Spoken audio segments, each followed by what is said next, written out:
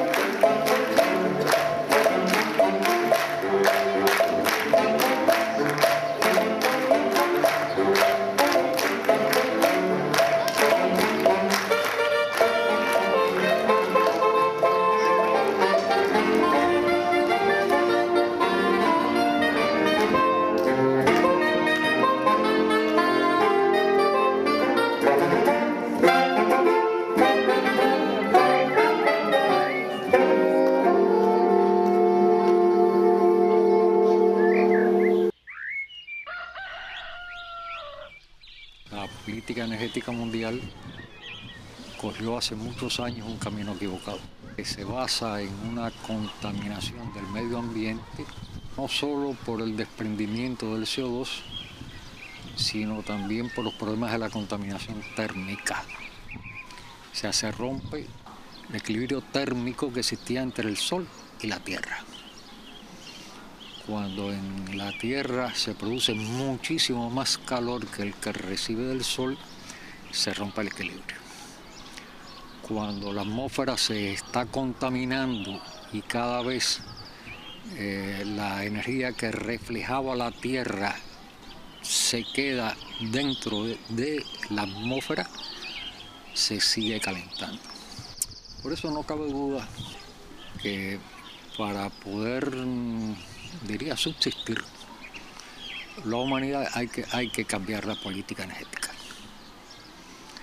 Hay vías, pero la única vía real es mantener el equilibrio que existe entre el Sol y la Tierra, no hay otro. O sea, ¿qué significa utilizar la energía solar? La energía solar en sus diferentes manifestaciones. Me estoy refiriendo a la solar térmica, me estoy refiriendo a la eólica, a la termomarina, a la hidráulica, que son todas derivadas de la energía solar. Cuando estamos hablando de un problema de intermitencia, es real, pero eso tiene soluciones. Tiene grandes soluciones. Una de ellas, por ejemplo, es producir con la radiación solar hidrógeno. Acumulamos el hidrógeno y después, a través de celdas combustibles o motores a base de hidrógeno, producimos toda la electricidad que queramos cuando haga falta. Es una vía. Hay muchas más.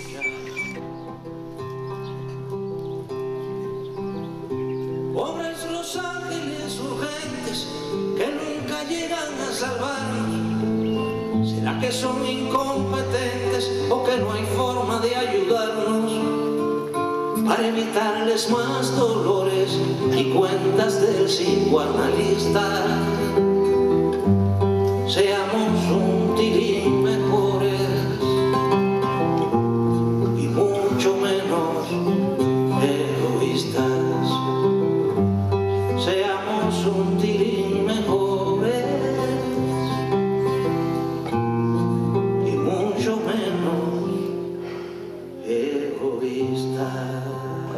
A la caída de la Unión Soviética, que era el principal abastecedor de combustible, se creó una crisis muy fuerte, porque como se conoce, nosotros comerciábamos aproximadamente el 70% con el área de Europa socialista.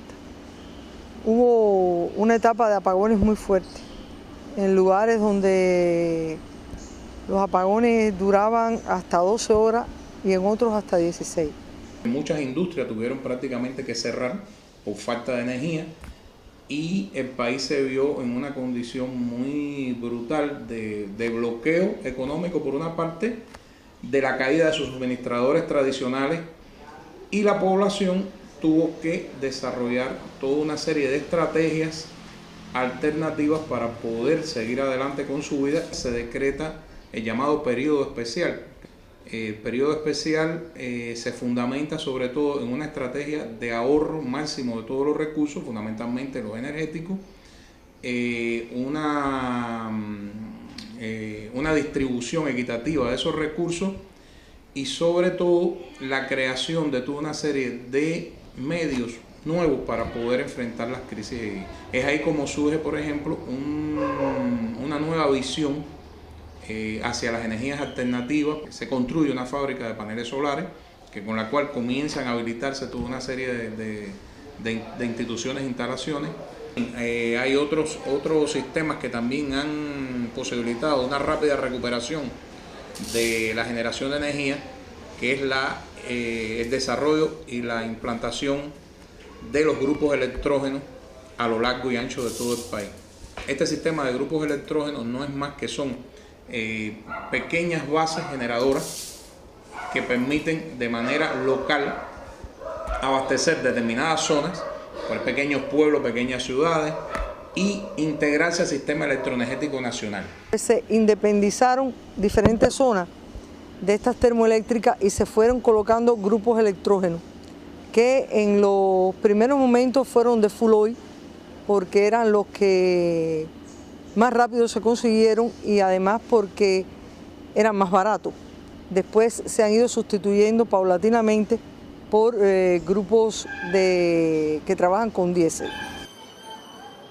Cuba tiene un gran problema, que es las situaciones meteorológicas complejas que se dan todos los años producto de los huracanes.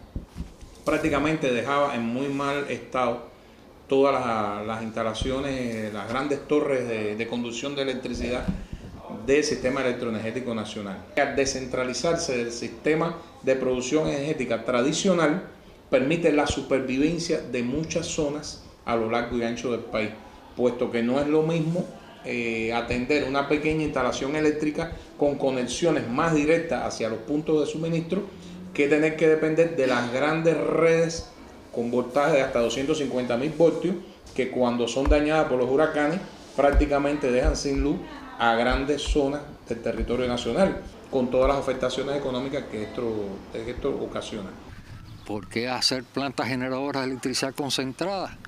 Si yo consumo mi electricidad aquí, ¿por qué yo voy a producir mi electricidad a 1000 kilómetros de distancia?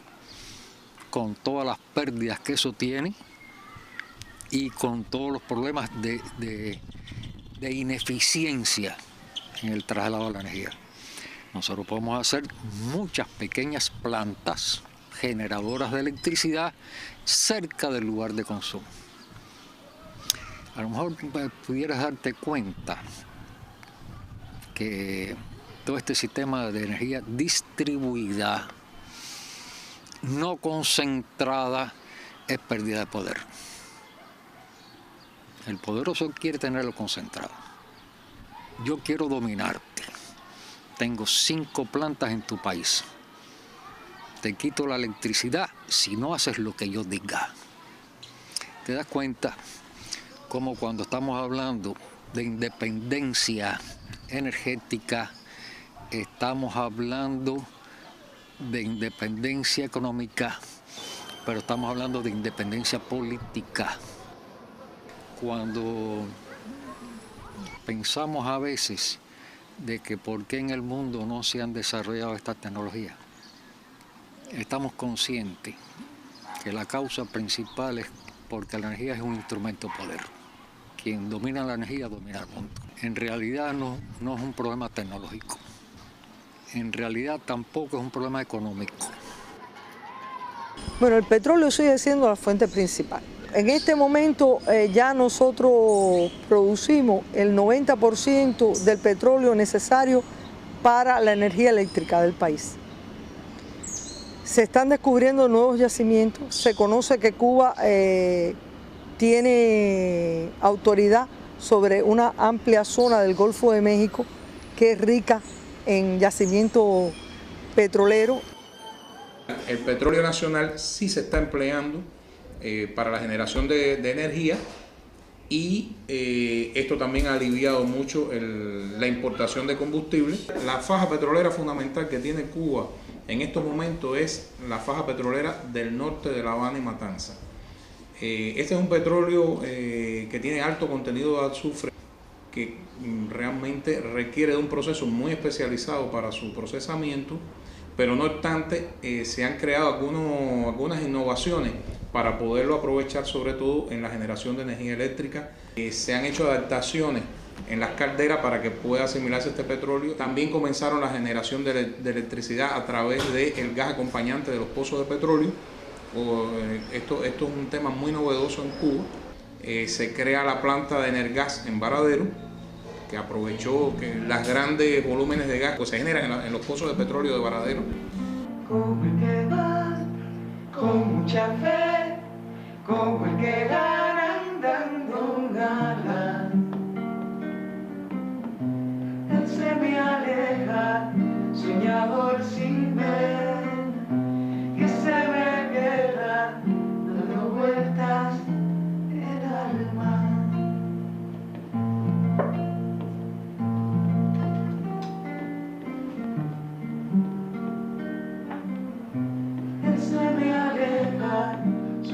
Toda la electricidad que consume Cuba, completa, se pudiera generar si nosotros cogemos la autopista nacional de Pinar del Río hasta Guantánamo y lo techamos con paneles fotovoltaicos. No tuviéramos que coger ni un solo metro cuadrado, quitárselo a la agricultura. Además, imagínate todo el resto del potencial que tenemos en todas las azoteas de las casas, de las fábricas. Cuba tiene más de 300 días de sol al año. Esto permite que en el futuro pudiera ser una de las energías más importantes. Las montañas, en lugares intrincados, ya se le han colocado sistemas de paneles solares a las escuelas, hospitales. Tenemos los sistemas de generación eléctrica solar que se encuentran en las casas en Viñales. Todo ha sido muy beneficioso para todo este barrio aquí, ya que no contábamos con nada. Ya con eso he resuelto muchos problemas. Las viviendas, los casos sociales, a los viejitos que tanto tiempo sin tener nada. Ya al menos tienen la luz, un televisor, grabadora, y se han beneficiado muchas viviendas en el barrio aquí del Valle del Cuajaní. Pero todavía el proyecto no llegó a final. Todo el Cuajaní, no parte del Cuajaní.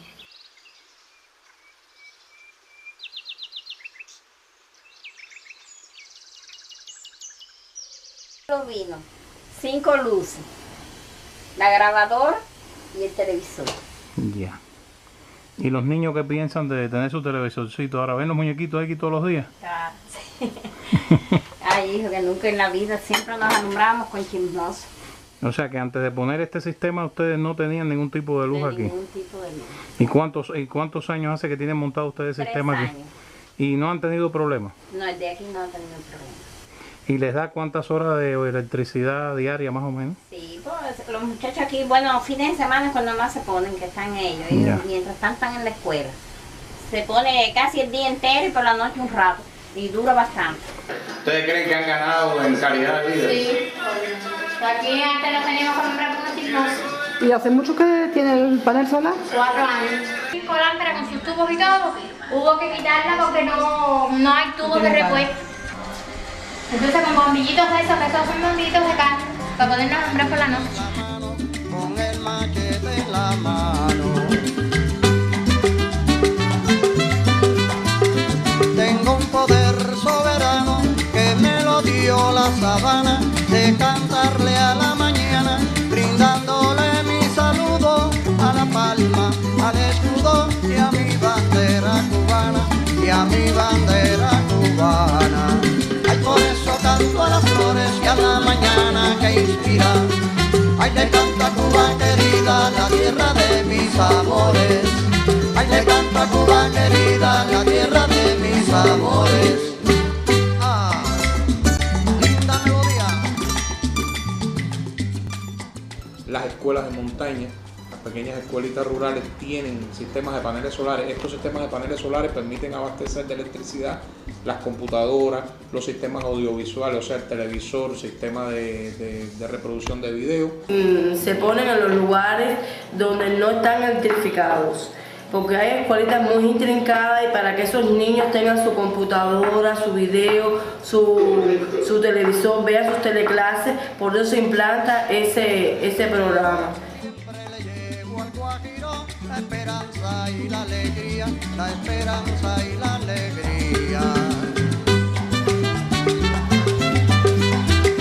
En noche de romería inspiro a los trovadores, cantantes y bailadores, gozan con el zapateo y se olvidan de Morfeo para tributarme honores, para tributarme honores. Ay, por eso canto a las flores y a la mañana que inspira. Ay, le canto a Cuba querida, la tierra de mis amores. Ay, le canto a Cuba querida, la tierra de mis amores. Ah.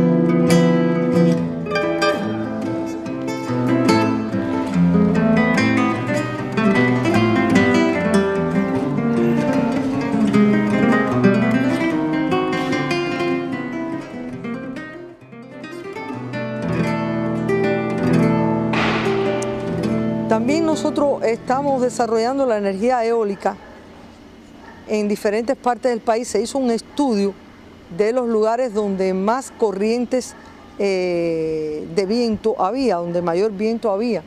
Se determinó, por ejemplo, poner una estación eólica en Jibara, porque allí en esa zona el viento bate con mucha fuerza.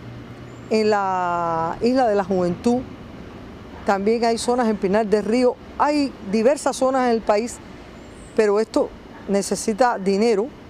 Nosotros por los ciclones tenemos zonas, por ejemplo, como es la Isla de la Juventud, que es azotada por ciclones con frecuencia, y como es Pinar del Río también, la zona occidental del archipiélago es la más abatida por los ciclones.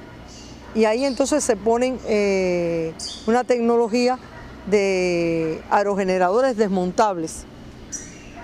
Cuando viene un ciclón se desmontan. Ya pasamos por esa experiencia en el 2007, cuando nos azotaron ciclones de fuerza 5 y se desmontaron y después se volvieron a poner sin problema. ¿Qué piensan de las eólicas de Jibara? Muy bueno. Sí, muy bueno. Ayuda mucho al pueblo, ya da resultados en el pueblo. Sí, cómo no. ¿Ustedes? Está generando corriente mucha. Sí. Ya, por lo menos el parque número 1. ¿Y hace cuánto tiempo que funciona? Ya hace como 2 años, ¿eh? Montando seis torres más. Sí. Un poco más chiquitas, que son China. ¿Y no hubo problema con el ciclón? Sí, se dañaron. Se dañaron, pero se mantuvieron ahí. ¿Y pudieron repararlas? Sí, se repararon. Y ya están en función de nuevo. En función, sí. Ah, qué bien. Muy rápido fue la actuación del pueblo, ¿eh? Sí. Mucha ayuda. Nosotros tenemos una fábrica de molinos de viento en Granma, que estaba en proceso de modernización, porque aquí se usan los molinos de viento desde hace más de 2 siglos. Generalmente se le da un uso rural o de vivienda.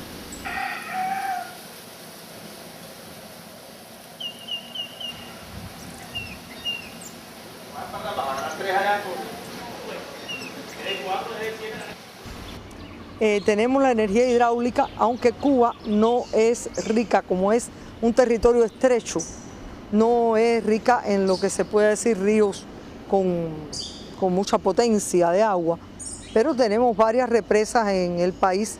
Otra cosa muy importante que como somos tan azotados por los ciclones, la revolución ha llevado la política de crear represas en muchas partes para evitar las inundaciones, que han sido muy graves.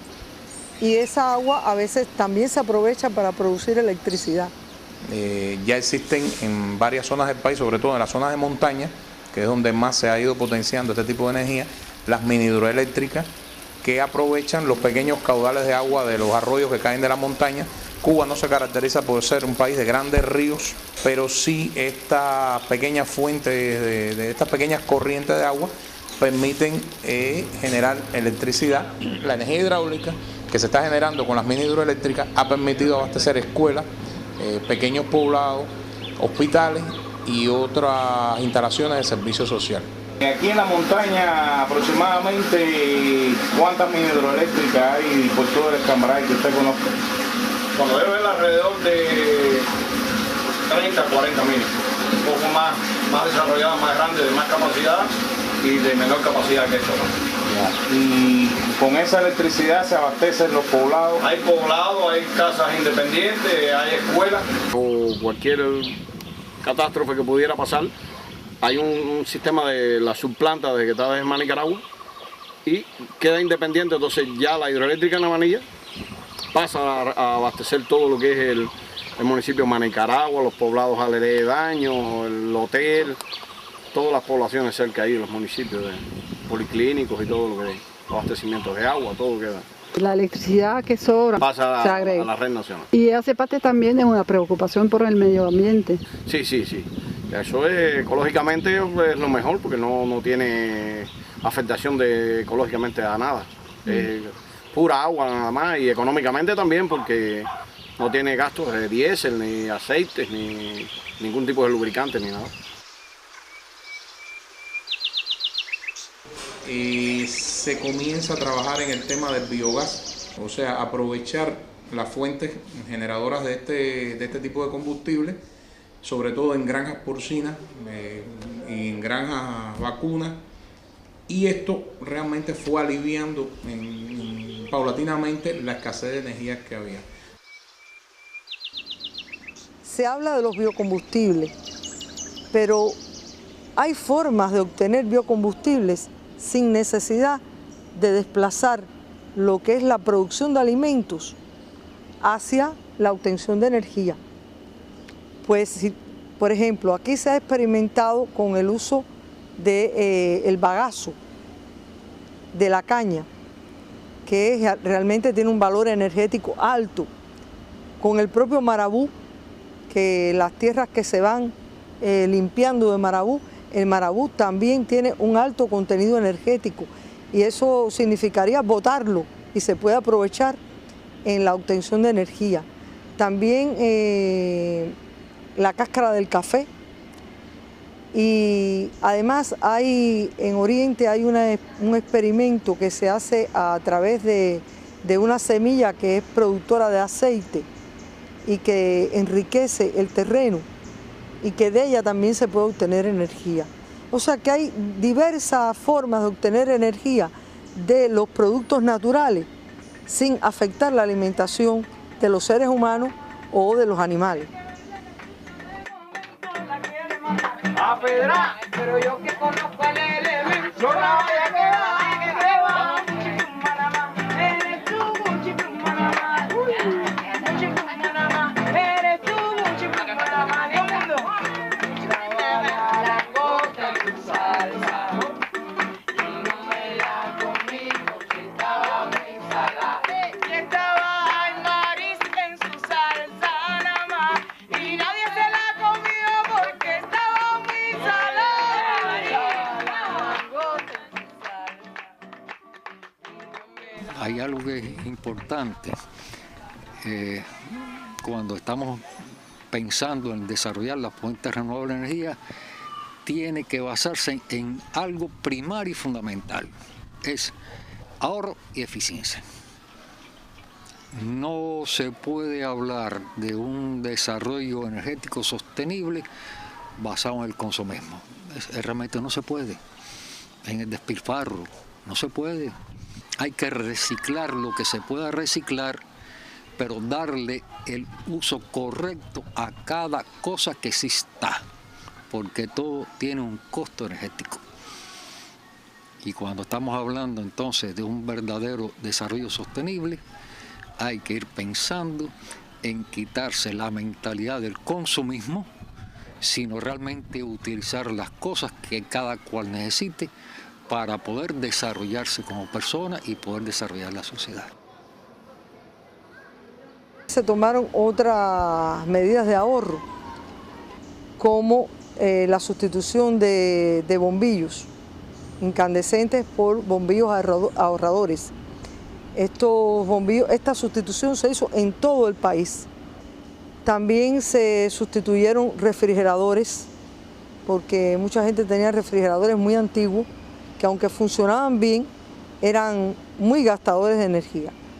Entonces se les cambió por refrigeradores más ahorradores, televisores también se cambiaron ventiladores, aires acondicionados, se dieron ollas eléctricas también y otra serie de aparatos, por ejemplo los motores de agua para bombear el agua también se sustituyeron.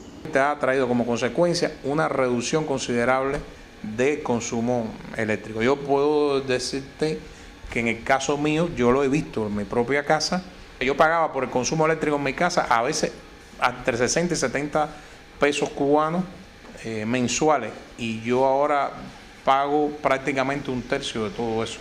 O sea, lo que vendría a ser al cambio alrededor de €1 mensual estoy pagando de electricidad, cuando antes el consumo era mucho mayor, a partir de la sustitución del refrigerador, la sustitución de las lámparas de iluminación por bombillos ahorradores y de una conciencia de ahorro a nivel doméstico en mi casa. Y eso también de alguna manera, llevado globalmente a toda la población, ha contribuido a la reducción del consumo de nuestro país.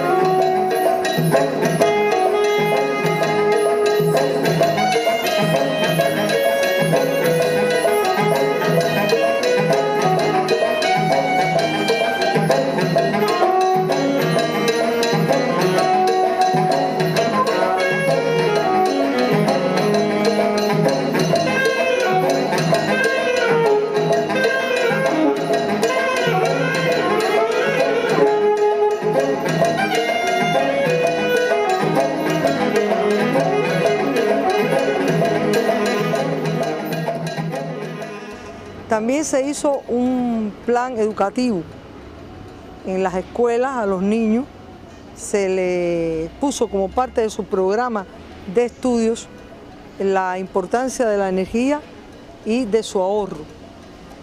Y todavía se mantiene en pantalla, en la televisión, también en la radio, distintos spots donde se explica la importancia de ahorrar energía en las diferentes áreas económicas y de vida de las personas. El programa de educación ambiental se ha ido implementando a dos niveles, a nivel local, o sea, a nivel de la comunidad, y a nivel nacional. A nivel nacional, a través de los medios de comunicación masiva, la prensa, se ha ido llevando, o se ha ido tratando de llevar a la población la importancia que tiene la preservación del medio ambiente. Existen diversos programas de información científica que toda la semana le suministran a la población diversas informaciones sobre este tema, y en los canales educativos se han hecho ciclos de teleclase en las cuales se le ha brindado a la población una información muy amplia y desde una visión científica sobre los métodos, la importancia y la manera en que se puede preservar el medio ambiente en nuestro país, e incluso cómo las afectaciones del medio ambiente a nivel internacional pueden afectar a nuestro país, cómo Cuba desde su posición puede ayudar también a evitar fenómenos como es el calentamiento global. A nivel de las comunidades, te puedo poner ejemplos como las comunidades serranas, se ha trabajado para que los habitantes preserven los bosques, o sea, eviten la tala ilegal de bosques, que eso era uno de los fenómenos que más incidía en la deforestación y en la pérdida de los suelos, la erosión de los suelos. Se ha tomado conciencia a las comunidades rurales para la preservación de los bosques, y realmente ha sido un trabajo muy interesante y que ya está rindiendo su fruto a todos los niveles. Nosotros seríamos igualmente dependientes si dependemos de las importaciones. Si ahora tenemos que importar paneles, tenemos que importar molinos, tenemos que importar calentadores, tenemos que importarlo todo, aunque todo sea con fuentes renovables, somos dependientes. Entonces, es fundamental para el desarrollo de un país el desarrollo del conocimiento. Fundamental. Si no desarrollas el conocimiento, nunca serás independiente. Y esto hay que llevarlo en todo sentido. Y entre ellos en la política energética también. Por eso es que Cuba, una de las cosas que está haciendo, dándole prioridad al desarrollo del conocimiento, desarrollo de las investigaciones, formación de cuadros, formación de capacidades, y es inclusive en este momento en una de las cuestiones donde estamos colaborando más con otros países, también de América Latina y el Caribe, en el desarrollo también del conocimiento de otros países. Cuba ha contribuido a la implementación del aprovechamiento de la energía limpia en países como Bolivia, en países como Venezuela, por ejemplo, donde existe la colaboración a través del proyecto del ALBA, y otros países también pertenecientes al ALBA, de la instalación sobre todo de los sistemas de paneles solares en zonas intrincadas.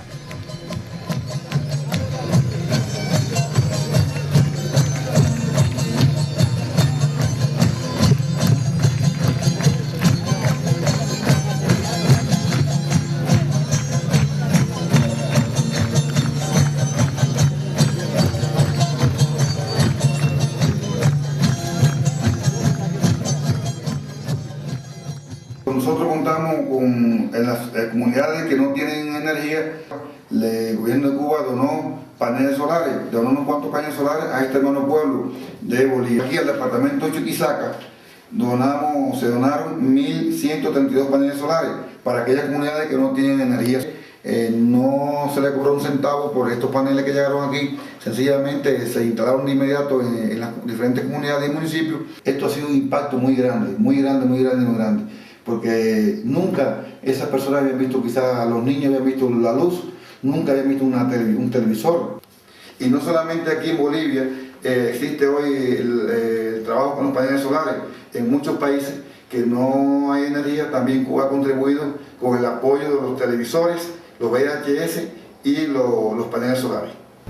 Tenemos todavía hoy comunidades que no tienen luz, y este gobierno, nuestro presidente, ha señalado que nadie, ninguna familia, ningún hombre y mujer puede vivir en la oscuridad. Eso pensaban los que gobernaban antes. Había caminos. No, hasta hoy seguimos sufriendo por falta de caminos. El tema de energía eléctrica, digamos, en el área rural es un poco medio complicado, no existe energía eléctrica. En su mayoría, ¿no? En las comunidades, al menos en mi provincia, no hay más que unas 4 o 5 comunidades que tienen energía eléctrica. Un 90% no cuenta con energía eléctrica. Nuestros compañeros que están todavía siguen muchos siempre utilizando todavía el mechero, como lo llamamos textualmente, digamos, aquí en el campo, ¿no? La vela y el mechero. Lo que estamos proponiendo es de presa a nivel departamental e incluso nacional para que pudiera solucionarse el tema energético no usando los carburantes. También ya hemos entrado a la era de lo que son los paneles solares que se ha instalado en diferentes lugares y está dando buen resultado. El gobierno en estos últimos tiempos ha lanzado una campaña, si se quiere, de ahorro precisamente energético con el tema de las bombillas. Se tiene pensado llegar o instalar la electricidad a nivel nacional, ¿no? Que no sea un privilegio simplemente de los centros urbanos, sino que sea la electrificación hasta el último rincón, hasta la última comunidad. El mando del guerrillero es de cabeza cerrada, aquí florecen rojos claveles, sueños de Manuel Asensio, pintados en las paredes.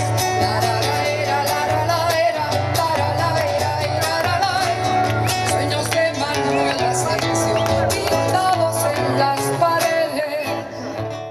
¿Qué piensas del uso de la energía nuclear? Mi opinión personal. Yo tuve la oportunidad de visitar la central electronuclear de Chernóbil, de estar allí al lado del cuarto reactor que fue el que explotó el 26 de abril de 1986. Yo considero que la energía nuclear no es una solución, sino es un problema. Porque igual que el petróleo, es finita, se agota, pero tiene un problema peor que el petróleo, y es que los residuos nucleares, para poder garantizar un mínimo de seguridad, hay que enterrarlos en unos sarcófagos de cemento, pero a ese sarcófago donde se entierran los residuos nucleares, hay que dejarle un pequeño escape, porque si no se recalientan y explotan. Después vienen las enfermedades oncohematológicas, no se saben de dónde salieron, pero ahí está la causa. Entonces, yo pienso que la energía nuclear debía utilizarse con fines médicos, pero nunca usarlo como una fuente de energía, porque ese es un problema a corto, a mediano y a largo plazo contra la vida en la Tierra. Yo hablaba con un amigo francés hace un tiempo y me decía que los casos de cáncer en las zonas cercanas a los lugares donde están las centrales nucleares han aumentado y que muchas veces se oculta porque no le conviene a quienes tomaron esas decisiones pues divulgar las consecuencias. ¿Es cierto que Cuba brindó su apoyo a las víctimas del accidente de Chernóbil? El 29 de marzo del año 90 llegó aquí el primer grupo de niños víctimas del accidente nuclear de Chernóbil. Ya la cifra de niños y de personas mayores atendidas roza los 25.000.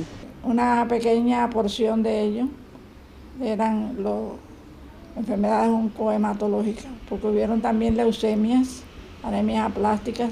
El diagnóstico mío era bastante grave, padecía de un tumor de hipófisis maligno y viajé con mi madre acá en busca de una esperanza que había perdido en mi país. Nos atendían con mucho amor y mucho cariño.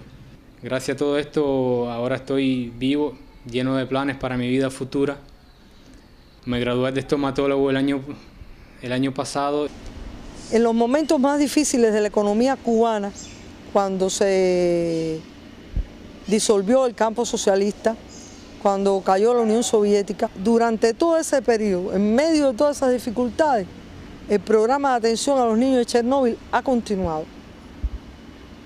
y es un ejemplo de amor a la vida, de tratar de ayudar a que personas que no tienen otra salida, no tienen otra ayuda, pues puedan curarse, porque eso es lo que la humanidad necesita, ayuda, atención y no guerras, no enfrentamientos, no lucha por a ver quién tiene más o quién tiene menos. Ya ahorita vamos a ser 7.000 millones de habitantes sobre el planeta y si no logramos la forma de entendernos y de ayudarnos unos a otros, pues ya estamos viendo lo que está pasando con nuestro planeta.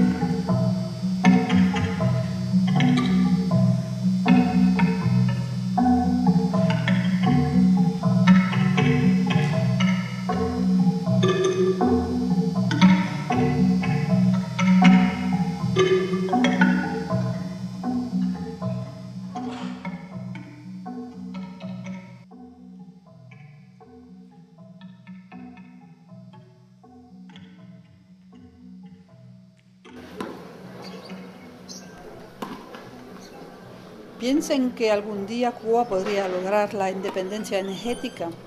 Sí creo que lo que se está potenciando en materia de energías limpias tiene gran futuro para nuestro país y se está trabajando seriamente por empresas como por ejemplo Cuba Solar, que es una empresa que está especializada en la construcción de paneles solares y en la instalación de estos paneles. En las 3 regiones, centro, oriente y occidente, ya existen instalaciones de paneles solares.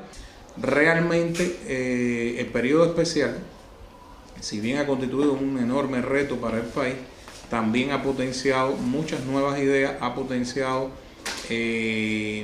descubrimientos o implantación de nuevos descubrimientos en el campo de la energética, y esto creo que ha sido muy positivo para el país a pesar de todas las dificultades que han acontecido. Yo pienso que sí la hay por lo siguiente. No solo por los nuevos descubrimientos de yacimientos petrolíferos, por el gas acompañante, por ejemplo, porque aquí en Ciudad de La Habana el gas acompañante está jugando un rol importante en cuanto a lo que es no solamente el alumbrado, también sirve para las cocinas. Y además porque seguimos trabajando en lograr mayor empleo de energías alternativas, de energías renovables, porque al final esa es la solución al problema de conservar y cuidar la ecología del planeta. El hombre, el ser humano, tiene que ir a la búsqueda de fuentes de energía inagotables y no contaminantes. Ese es el secreto de que la especie humana siga viviendo sobre este planeta, que además es el único que tenemos para vivir. Tenemos la eólica y nosotros con eólica pudiéramos generar también gran parte de la energía que necesita Cuba. Pero tenemos la termomarina. Cuba es un país, es una isla muy alargada que tiene una diferencia de temperatura entre la parte superior y la parte inferior de alrededor de entre 15 y 20 grados. Y se mantiene constante durante todo el año. Podemos generar toda la electricidad que nosotros queramos. Cuando nosotros vemos que el potencial energético es tan grande, y estoy poniendo el ejemplo de Cuba, pero realmente es el ejemplo que se puede poner en el mundo entero. Todo país recibe muchísima más energía del sol, manifestándose a través de la eólica, a través de la hidráulica, a través de la radiación directa, que la energía que necesita para poder vivir.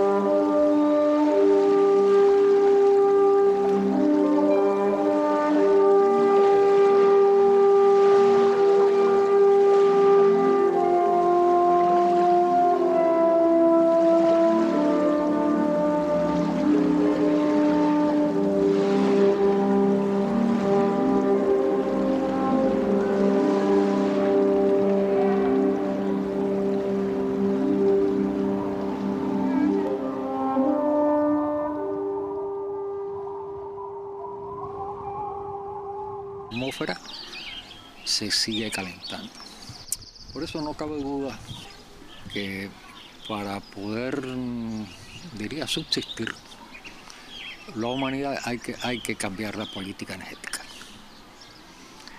Hay vías, pero la única vía real es mantener el equilibrio que existe entre el Sol y la Tierra. No hay otro. O sea, ¿qué significa utilizar la energía solar? La energía solar en sus diferentes manifestaciones. Me estoy refiriendo a la solar térmica, me estoy refiriendo a la eólica, a la termomarina, a la hidráulica, que son todas derivadas de la energía solar. Cuando estamos hablando de un problema de intermitencia, es real, pero eso tiene soluciones. Tiene grandes soluciones. Una de ellas, por ejemplo, es producir con la radiación solar hidrógeno. Acumulamos el hidrógeno. En Cuba, en cada metro cuadrado del territorio nuestro, se recibe cada día una energía de 5 kilowatt hora. Equivale a medio litro de petróleo en cada metro cuadrado. La electricidad que consume una casa en Cuba promedio es exactamente la energía solar que su azotea recibe en 1 metro cuadrado. Qué interesante.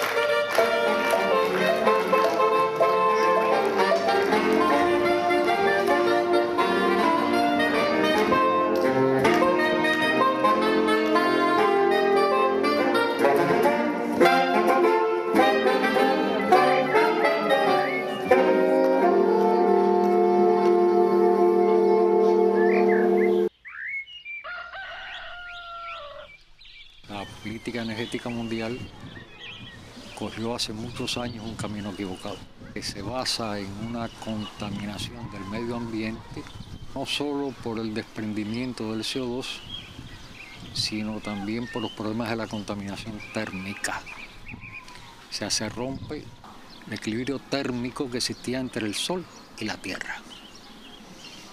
Cuando en la Tierra se produce muchísimo más calor que el que recibe del Sol, se rompe el equilibrio.